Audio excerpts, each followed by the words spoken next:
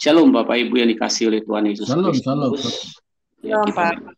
ya kita bertemu lagi dalam sharing firman Tuhan di komunitas The Power of Love. Ya. Pada hari ini kita akan sharing atau berdialog mengenai benarkah gitu ya, percaya Yesus Kristus sebagai Tuhan dan Juru Selamat pasti selamat. Ya. Jadi perlu kita membuat pertanyaan, benarkah? Mengapa hal ini penting, Bapak Ibu? Karena beraneka ragam pandangan tentang kekristenan. Ada yang mengatakan, Pak, saya sudah terima Yesus, sekali saya percaya, saya pasti selamat. Walaupun saya berbuat dosa, atau jatuh dalam dosa, dan sebagainya, karena sudah ada jaminan. Nah, maka timbul juga pertanyaan, benarkah demikian? Sekali selamat, pasti selamat? Nah, untuk menjawab ini tentu kebenaran firman Tuhanlah satu-satunya jawaban yang tepat. Ya. Oleh sebab itu, mari kita bersatu dalam doa sebelum kita mendengarkan sebagian daripada firman Tuhan. Bapa, di dalam nama Tuhan Yesus, biarlah kebenaran firman-Mu menerangi hati kami, agar kami mengetahui sebagai orang-orang yang percaya, yang telah ditebus dari segala dosa dan kesalahan kami, yang telah diangkat menjadi anak-anak-Mu, anak-anak terang. Benarkah bahwa kami, setelah kami percaya di dalam Yesus Kristus, kami pasti selamat. Di dalam nama Tuhan Yesus, kebenaran firman-Mu lah yang akan menjadi jawabannya. Dalam nama Tuhan Yesus kami berdoa. Amin. Ya, kita akan melihat bersama-sama kebenaran firman Tuhan yang akan saya tampilkan. Ya. Agar kita dapat menyimak baik-baik, nanti setelah selesai saya akan membagikan bahan ini kepada saudara yang hadir, ya, dan bagi saudara yang mengikuti lewat YouTube atau live streaming boleh memintanya juga, ya, kepada rekan-rekan yang sudah dikenal. Ya, jadi temanya adalah, benarkah percaya Yesus Kristus sebagai Mesias dan Tuhan pasti selamat? Nah, ini penting. Mari kita lihat apa yang dicantakan oleh Tuhan Yesus mengenai hal ini. Ya, jadi kita tidak boleh menjawabnya menurut pemikiran kita sendiri. Nah, Tuhan Yesus berfirman di dalam Yohanes 14 ayat 6, kata Yesus kepadanya, di dalam satu dialog yang sangat penting, gitu ya. Akulah jalan dan kebenaran dan hidup. Tidak ada seorang pun yang datang kepada Bapa kalau tidak melalui aku. Jadi di sini Yesus berfirman menyatakan bahwa ya, tidak ada seorang pun yang datang kepada Bapa atau masuk ke surga kalau tidak melalui Yesus Kristus. Ya. Selanjutnya kita lihat pernyataan Tuhan Yesus di dalam Matius 7 ayat 21 sampai 23. Bukan setiap orang yang berseru kepadaku, Tuhan, Tuhan, akan masuk ke dalam kerajaan surga, melainkan dia yang melakukan kehendak Bapakku di surga. Ya, kita garis bawahi, ya, melainkan dia yang melakukan kehendak Bapakku yang di surga. Di dalam Injil Lukas pasal 6 ayat 46, Yesus juga menyatakan demikian isinya. Mengapa engkau memanggil aku atau berseru kepadaku Tuhan, Tuhan, tetapi kamu tidak melakukan perintahku? Nah, jika kamu tidak melakukan perintahku, kamu diibaratkan mendirikan rumah di atas pasir. Ya. Jika ada gelombang, jika ada ombak, maka hancurlah rumah itu. Nah, kira-kira seperti itu. Ya. Nah, di dalam ayat 23 dalam Matius 7, pada waktu itulah aku akan berterus terang kepada mereka dan berkata, aku tidak pernah mengenal kamu. Enyahlah daripadaku kamu sekalian pembuat kejahatan. Pernyataan ayat 23 ini berkaitan dengan ayat 21, yaitu jika seseorang memanggil Yesus itu Tuhan, percaya bahwa Yesus itu Tuhan dan Mesias dalam hidupnya, gitu ya, dia melakukan kehendak Bapa, maka dia pasti masuk surga. Tetapi jika dia tidak melakukan kehendak Bapa di surga atau firman Tuhan, yaitu tetap melakukan kejahatan, Yesus bilang, enyahlah daripadaku, kamu sekalian pembuat kejahatan. Nah, kita lihat lagi untuk menjelaskan ayat itu. Ya, jadi firman Tuhan sendiri menjawab dengan tegas. Tuhan Yesus berfirman, ya ini Tuhan Yesus berfirman. Di dalam Lukas 5 ayat 32. Aku datang bukan untuk memanggil orang benar, tetapi orang berdosa supaya mereka bertobat. Nah, jadi ada kata bertobat. Ya, kita garis bawahi bahwa jika seseorang percaya kepada Yesus Kristus sebagai Tuhan dan Juru Selamatnya, tentu responnya itu adalah selain percaya dan mengaku, maka dia mengambil langkah pertobatan. Ya, bertobat artinya tidak lagi melanggar perintah Tuhan. Nah, di dalam Lukas 24 ayat 46, katanya kepada mereka, nah ini pada murid-muridnya, ada tertulis demikian, Mesias harus menderita dan bangkit dari antara orang mati pada hari yang ketiga. Artinya Yesus berbicara bahwa dirinya ya akan mengalami penderitaan, disalibkan, mati, dikuburkan dan bangkit pada hari ketiga. Nah, ayat 47 gitu ya, sudah saya warnai dengan bagus. Dan lagi dalam namanya. Nah, ini ya, ini paling penting ya. Dan lagi dalam namanya, berita tentang pertobatan dan pengampunan dosa harus disampaikan kepada segala bangsa, mulai dari Yerusalem. Jadi di dalam nama Yesus, di dalam kasih karunia Bapa yang begitu besar, yang memberikan anaknya yang tunggal, supaya siapa yang percaya kepadanya tidak binasa, yaitu di dalam Yesus Kristus, beritanya itu adalah berita pertobatan dan pengampunan dosa. Harus gitu ya, disampaikan. Ya, jadi tidak hanya ada pengampunan dosa, tapi pertobatan. Ya, tidak bisa dipisahkan. Kita lihat lagi pernyataan Tuhan Yesus. Dalam Matius 28 ayat 19 sampai 20. Ayat 19, karena itu pergilah. Ini dia menyampaikan amanatnya kepada para muridnya. Jadikanlah semua bangsa muridku. Dan baptislah mereka dalam nama Bapa dan Anak dan Roh Kudus. Ayat 19 berbicara, ya, setiap orang yang percaya menjadi murid Yesus, orang Kristen itu artinya murid Yesus, lalu dia dibaptis sebagai bukti pertobatannya bahwa dosa-dosanya sudah diampuni. Nah, perhatikan ayat 20. Ya, ayat 20 ini penting. Dan ajarlah mereka melakukan segala sesuatu yang telah kuperintahkan kepadamu. Nah, ya. Dan ketahuilah aku menyertai kamu senantiasa sampai kepada akhir zaman. Apa maksud dari ayat 20? Dan ajarlah mereka melakukan segala sesuatu yang kuperintahkan kepadamu. Itu artinya, ya, kalau tidak dilakukan, Tuhan bilang, aku tidak mengenal kamu. Karena tetap melakukan kejahatan. Ya. Ajarlah mereka melakukan hal-hal yang benar. Ya. Hal-hal yang sesuai dengan perintah Tuhan. Setelah mereka percaya. Itu adalah amanat agung Tuhan Yesus, ya, yang dia sampaikan untuk dikerjakan oleh setiap para pengikutnya atau umat Kristen. Nah, sekarang kita lihat pernyataan yang pertama. Jadi ada 3 pernyataan, yaitu pertama Rasul Petrus, nanti Rasul Yohanes, dan Rasul Paulus. Jadi ada 3 yang menyatakan. Nah, pernyataan Rasul Petrus ini kenapa penting?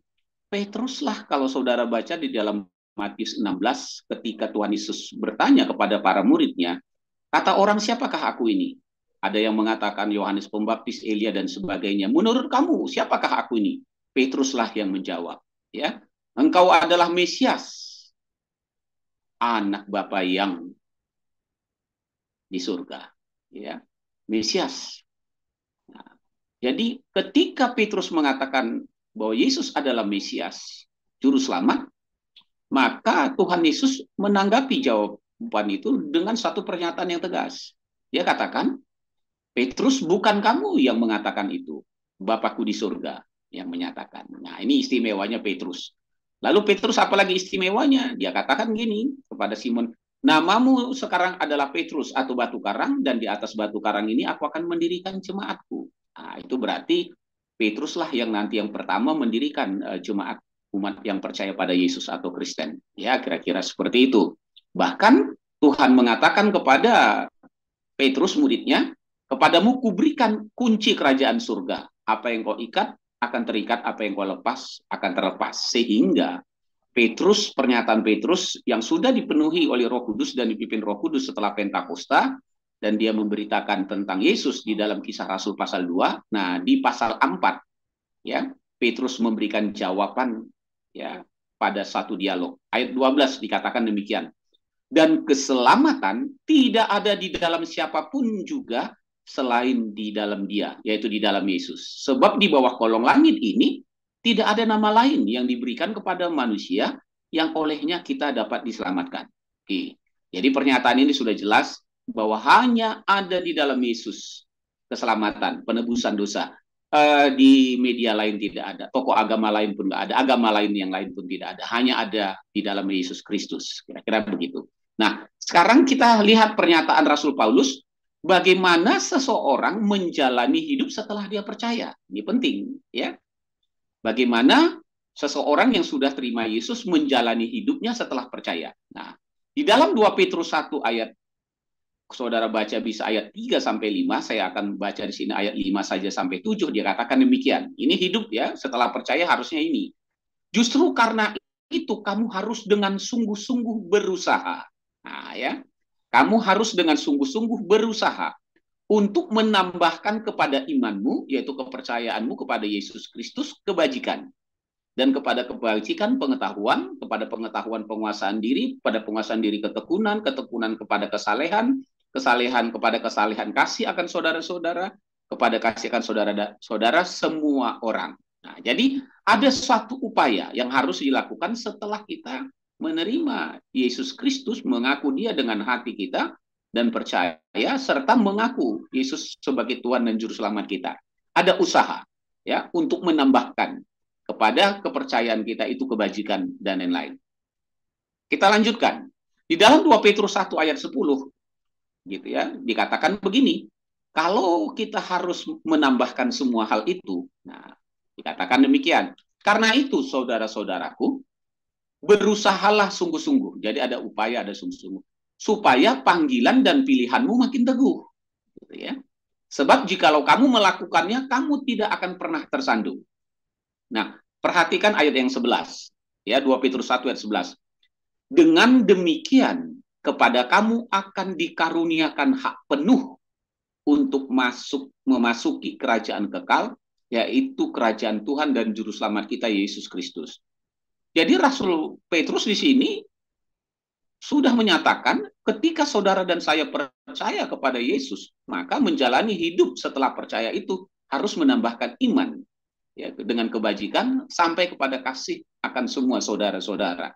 Jika ini ada di dalam hidup kita, maka kita akan dikaruniakan hak penuh. Jadi kalau saudara mengerti artinya hak penuh untuk memasuki kerajaan kekal. Artinya kepastian untuk masuk ke surga. Ya. Nah, saudara perhatikan, sekarang kita lihat pernyataan dari Rasul Yohanes. Ini murid Yesus yang sangat dikasihi. Ya, dia adalah juga penulis surat 1 Yohanes, ya, 2 Yohanes dan 3 Yohanes serta kitab Wahyu. Nah, kita lihat bagaimana pernyataan daripada Rasul Yohanes ketika seorang sudah percaya kepada Yesus, katanya di dalam Yohanes 1 ayat 12, dia diberikan kuasa untuk menjadi anak-anak Tuhan. Nah, gitu ya. Jadi anak-anak Tuhan itu bagaimana harusnya ya hidupnya setelah dia mengaku dan percaya pada Yesus. Nah, kita lihat dalam 1 Yohanes 3 ayat 1. Lihatlah betapa besarnya kasih yang dikaruniakan Bapa kepada kita sehingga kita disebut anak-anak Tuhan. Dan memang kita adalah anak-anak Tuhan. Karena itu dunia tidak mengenal kita. Sebab dunia tidak mengenal Dia, ya tidak mengenal Yesus. Ayat 2. Saudara-saudaraku yang kekasih, sekarang kita adalah anak-anak Tuhan. Nah, tetapi belum nyata apa keadaan kita kelak. Nah, Ini berbicara bisa saja ada orang yang mundur, bisa saja orang ya bersikap yang berbeda daripada yang diperintahkan Tuhan, ya. Nah, tetapi katanya, akan tetapi kita tahu bahwa apabila Kristus menyatakan dirinya, kita akan menjadi sama seperti dia sebab kita akan melihat dia dalam keadaannya yang sebenarnya. Nah, kita perhatikan apa pesannya. Nah, ya. Nah, ini pernyataan Rasul Yohanes yang sangat penting ya dalam menjalani hidup setelah percaya. 1 Yohanes 3 ayat 3.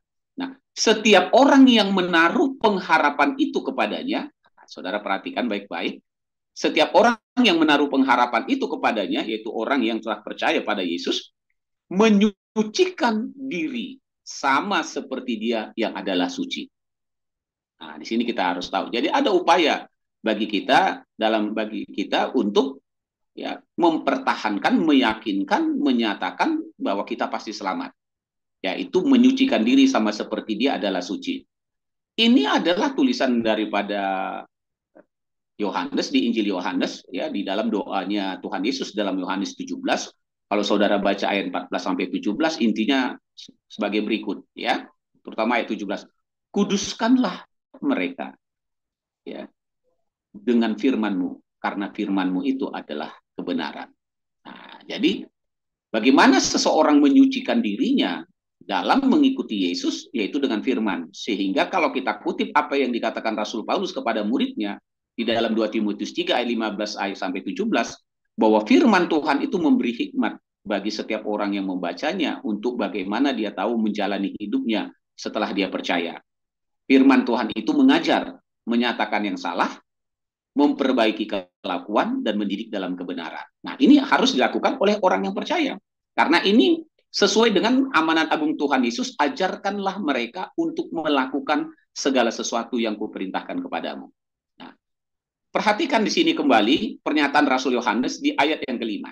Dan kamu tahu bahwa ia, yaitu Yesus, telah menyatakan dirinya supaya ia menghapus segala dosa. Nah, dan di dalam dia tidak ada dosa. Ayat 6, perhatikan baik-baik. Karena itu, setiap orang yang tetap berada di dalam dia, yaitu di dalam Yesus, tidak berbuat dosa lagi. Nah, ya, tidak berbuat dosa lagi. Nah, gitu. Jadi itu pernyataan dari Rasul Yohanes. Tidak berbuat dosa lagi karena dia sudah bertobat. Dan dia terus diperbaharui ya dengan kebenaran firman Tuhan. Nah, titik koma kita baca ayat 6. Setiap orang yang tetap berbuat dosa. Nah, Pak, bagaimana kalau saya percaya pada Yesus ya sebagai Tuhan dan juru selamat saya, tapi tetap berdosa? Berarti dia tidak melihat dan tidak mengenal Yesus. Nah, ya, kalau tidak melihat, tidak mengenal Yesus, berarti Tuhan Yesus bilang, aku tidak mengenal engkau. Ingat tuh ya, Yohan yang tadi Matius 7 ayat 23. Ya, aku tidak mengenal engkau. Nah, gitu ya. Kira-kira itu. Nah, perhatikan baik-baik. Sekarang kita lihat pernyataan dari Rasul Paulus, pernyataan yang ketiga. Bagaimana setelah kita menjadi orang percaya? Paulus ya, sebelum itu dia bernama Saulus. Dia adalah seorang antikris kita bilang ya, tidak suka dengan Yesus Kristus, aliran yang baru ini orang Kristen, lalu dia berusaha untuk membunuh, menangkap, membunuh.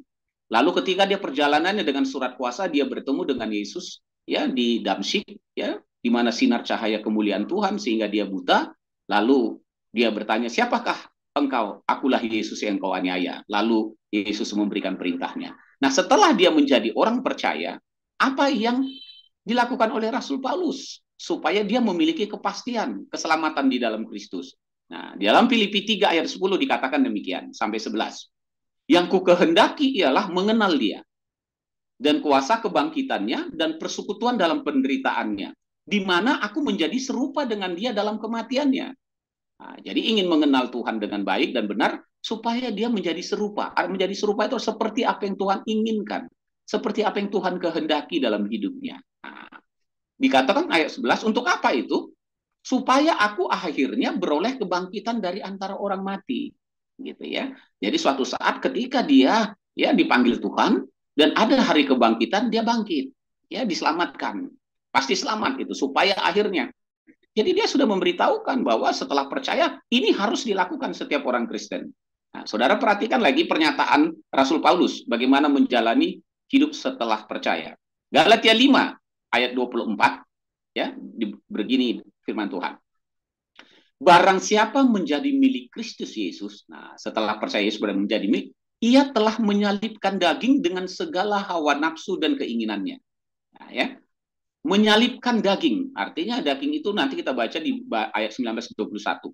Ayat 19:21, ya, saya ringkas saja ayat 21-nya. Perbuatan daging telah nyata, yaitu kedengkian, kemabukan, percabulan, pesta pora, dan sebagainya. Nah, Rasul Paulus mengatakan terhadap semuanya itu kuperingatkan kamu, seperti yang telah kubuat dahulu, bahwa ya barang siapa melakukan hal yang demikian, nah, ya, jadi bahwa barang siapa yang melakukan hal-hal yang demikian, ini untuk orang-orang Kristen diomonginya, bukan untuk orang non-Kristen yang sudah percaya bahwa barang siapa orang-orang yang telah percaya pada Yesus melakukan hal-hal yang demikian, ia tidak akan mendapat bagian dalam kerajaan Tuhan. Nah, ya, dia berani mengatakan hal itu. Karena apa? Karena setiap orang yang percaya pada Yesus, dia sudah menjadi milik Yesus, dia telah menyalibkan daging. Artinya menyalibkan dagingnya adalah pertobatan. Ya, dia bertobat dalam hidupnya. Nah, perhatikan dalam Kolose 1 ayat 21 dan 22. Juga kamu yang dahulu hidup jauh dari Tuhan. Nah, ya, ini dia bicara kepada orang Kristen, kira-kira gitu. Ya, apakah dari latar belakang Yahudi dan non-Yahudi? Ya, dia sudah percaya. Juga kamu yang dahulu hidup jauh dari Tuhan dan yang memusuhinya dalam hati dan pikiran seperti yang nyata dari perbuatanmu yang jahat, ayat 22, sekarang diperdamaikannya, ini kasih karunia, ya, sekarang diperdamaikannya ya bukan karena perbuatan, oleh kasih karunia, sekarang diperdamaikannya di dalam tubuh jasmani Kristus oleh kematiannya, untuk menempatkan. Nah, jadi saudara perhatikan ayat ini, untuk menempatkan, artinya ada tujuan dari kasih karunia, untuk menempatkan kamu kudus, ya, untuk menempatkan kamu kudus. Saya ulangi lagi, untuk menempatkan kamu kudus dan tak bercela dan tak bercacat di hadapannya. Jadi ada satu tujuan dari kasih karunia, ya, untuk memastikan keselamatan saudara dan saya. Nah, perhatikan, lalu apa yang dilakukan oleh Petrus, oleh Rasul Paulus setelah dia percaya? Di dalam 1 Korintus 9 ayat 25 sampai 26, di dalam suratnya ini dia berbicara tentang keselamatan itu ibarat sebuah pertandingan. Nah, ya. Jadi setiap pertandingan itu selalu ada upaya untuk bisa menjuarai, untuk mendapatkan mahkota. Kira-kira gitu ya. Maka di ayat 25 dikatakan gini, tiap-tiap orang yang turut mengambil dalam pertandingan menguasai dirinya dalam segala hal. Jadi ada menguasai dirinya dalam segala hal. Nah, mereka berbuat demikian untuk memperoleh suatu mahkota yang fana. Jadi menguasai dirinya dalam segala hal supaya menjadi pemenang, bahkan lebih dari pemenang, itu istilahnya. Mereka berbuat demikian untuk memperoleh suatu mahkota yang fana. Tetapi kita untuk memperoleh suatu mahkota yang abadi. Nah, ini dia kesadarannya ada, ya. Sebab itu dikatakan ayat 26, sebab itu aku tidak berlari tanpa tujuan. Artinya, sebab itu aku bukan seorang yang percaya pada Yesus dengan hatiku, yang mengaku dengan mulutku, dan aku akan diselamatkan. Aku tidak berjalan mengikuti Yesus itu tanpa tujuan. Ada tujuannya. Dan aku bukan sembarangan orang yang memukul. Aku bukan seorang yang sembarangan saja berperilaku, bertindak. Ya, sehingga dia menulis surat juga dalam Roma 12 ayat 2. Janganlah kamu menjadi serupa dengan dunia ini. Berubahlah oleh pembaharuan budimu. Bertobatlah supaya kamu mengerti apa kehendak Tuhan. Apa yang baik, yang tidak sembarangan. Nah, perhatikan ayat 27 dari 1 Korintus 9, ayat 27. Tetapi aku melatih tubuhku dan menguasai seluruhnya. Nah, artinya melatih tubuh, melatih dirinya beribadah. Melatih dirinya untuk melakukan hidup sesuai dengan firman Tuhan. Ya, nah, dan menguasainya. Supaya, dikatakan ini, perhatikan ini, supaya sesudah memberitakan Injil kepada orang lain, jangan aku sendiri ditolak. Jadi, Rasul Paulus sendiri juga tidak ingin dia ditolak. Bilang, jangan aku sendiri ditolak. Oleh sebab itu suratnya kepada muridnya di dalam 2 Timotius 2 ayat 19, tetapi dasar yang diletakkan Tuhan itu teguh. Dan meterainya ialah Tuhan mengenal siapa kepunyaannya. Nah, jadi siapa yang percaya pada Yesus, ya mengaku dia Tuhan, Tuhan dikatakan, dan setiap orang yang menyebut nama Tuhan, nah ya, Tuhan, Tuhan, bukan setiap orang yang berseru kepada aku, Tuhan, Tuhan akan masuk kerajaan surga. Tetapi mereka yang melakukan kehendak Bapakku yang di surga, yaitu apa? Hendaklah ia meninggalkan kejahatan. Hendaklah dia belajar mengasihi Tuhan dan mengasihi sesamanya. Kira-kira seperti itu. Nah, sebagai penutup, maka kita diingatkan kembali, Tuhan Yesus berfirman bagaimana harus menjalani hidup setelah orang percaya. Perhatikan di dalam Lukas 24, 45 sampai 47, saya baca lagi. Ini, lalu ia membuka pikiran mereka sehingga mereka mengerti kitab suci. Artinya, jika saudara dan saya percaya kepada Yesus, mengikuti Yesus, gitu ya, kasih karunia Tuhan, tanpa mengerti kitab suci, nanti kita jadi salah. Kita hanya mengikuti guru-guru para pengajar yang belum tentu sesuai dengan firman Tuhan. Kita akan mengatakan saya percaya, sekali percaya tetap selamat, walaupun berbuat dosa pasti selamat Pak, nggak perlu pertobatan, nggak perlu begini ya, itu repot. Nah, dikatakannya ya Lukas 24:46, katanya kepada mereka, ada tertulis demikian, Mesias harus menderita dan bangkit dari antara orang mati pada hari yang ketiga. Nah, perhatikan ayat 47 sebagai penutup ya, pernyataan dari Tuhan Yesus ini.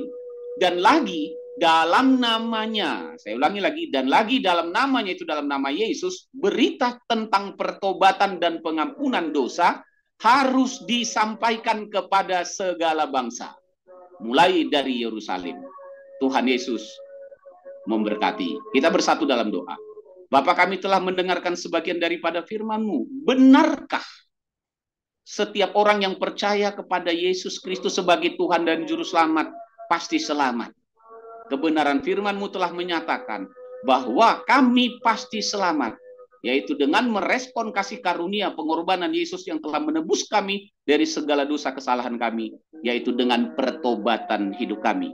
Kami tidak lagi berbuat dosa, karena Yesus sudah menghapusnya. Di dalam nama Tuhan Yesus, oleh Roh Kudus-Mu yang menginsapkan, Roh Kudus-Mu yang mengajar, Roh Kudus-Mu yang memimpin kebenaran hidup kami dalam kebenaran, yang tinggal dalam hidup kami, yang memeteraikan hidup kami di dalam Kristus, kami dapat melakukannya. Dalam nama Tuhan Yesus kami berdoa. Amin. Ya, kasih tersaut yang sudah memberikan kebenaran hari ini. Nah,